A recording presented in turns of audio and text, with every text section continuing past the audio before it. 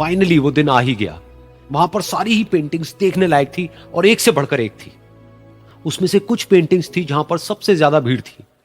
जैसे एक पेंटिंग थी जहां पर एक बिल्कुल साफ पानी की नदी बह रही थी, जिसके पीछे कुछ पहाड़ थे, उसके ऊपर बर्फ जमी हुई थी और पीछे से सनराइज हो रहा था। एक और पेंटिंग थी जहां पर पेंटर ने पीस को डिपिक्ट किया था फुल मून नाइट के थ्रू, यानी कि एक बिल्कुल पीसफुल लेक थी जिसका पानी बिल्कुल स्टिल था, इतना स्टिल कि उसके अंदर आप रिफ्लेक्शन देख सकते थे आसपास में जो भी कुछ था उसका, बिल्कुल एक मिरर की तरह। और बिल्कुल डार्क आसमान में कुछ तारे चमक रहे थे और एक चांद चमक रहा था।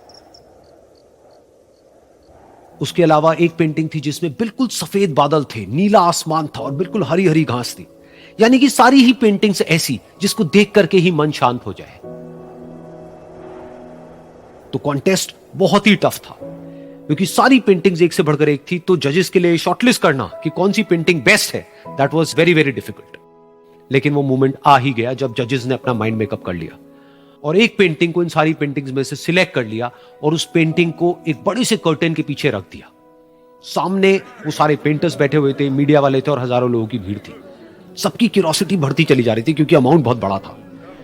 लेकिन जैसे ही वो पर्दा हटा और सामने से सबने उस पेंटिंग को देखा तो सब हैरान रह गए। सब एक दूसरे की शक्ल देखने लगे। किसी को कुछ समझ नहीं आ रहा था कि एक्चुअल में हो क्या रहा है, क्योंकि वो पेंटिंग जो वहां पर दिख रही थी वो दूर दूर तक शांति को डिपिक्ट नहीं कर रही थी। तो सबको लगा कि शायद उस आर्ट गैलरी से कोई गलती हुई है या जजेस से कोई गलती हुई है और किसी गलत पेंटिंग को वहां पे रख दिया है। तो कुछ पेंटर्स एक साथ गए, जाकर के उस आर्ट गैलरी के ओनर से मिले और जाकर के उससे पूछा कि क्या ये कोई गलती है, गलती से कहीं कोई गलत पेंटिंग तो आपने वहां पे नहीं रख दी है।